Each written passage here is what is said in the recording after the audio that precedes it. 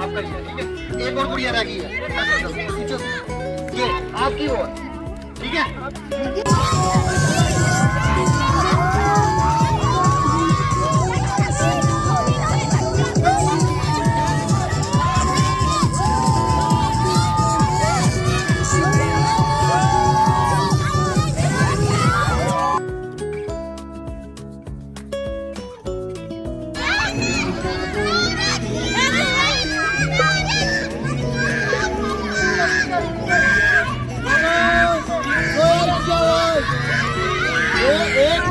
वो दो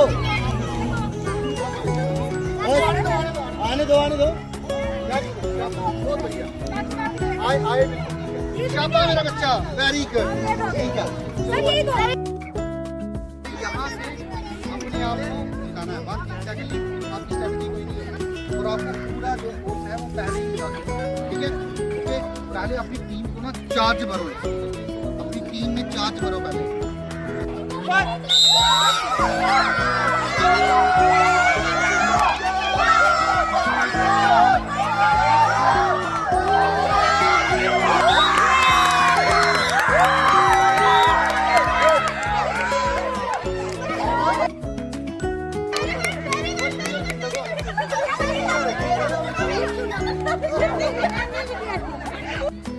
रुद्रा का और दिव्या का, जिसमें इसने मास्टर शेफ की कैप पहनी थी, जिसके ऊपर एक्चुअली में मास्टर शेफ का जो है वो लोगो भी बना। Okay, give a big hand for them. और इनका एग्जाम कौन था?